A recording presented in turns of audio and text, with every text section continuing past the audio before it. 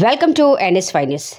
ఎన్టీఆర్ జిల్లా కొండపల్లి ఎన్నికలు సజావుగా సాగేందుకు అన్ని చర్యలు తీసుకుంటున్నామని విజయవాడ పశ్చిమ జోన్ ఏసీపీ రామకృష్ణారెడ్డి స్పష్టం చేశారు.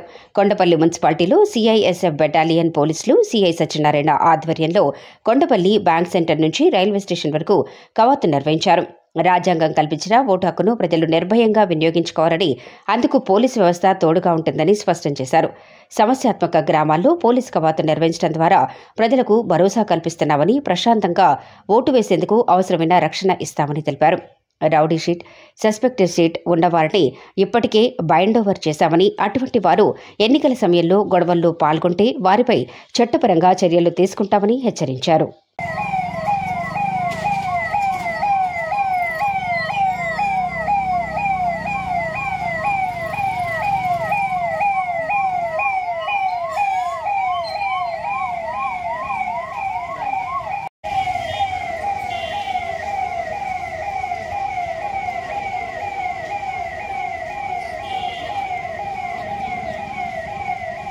రామన్ పక్కన అతను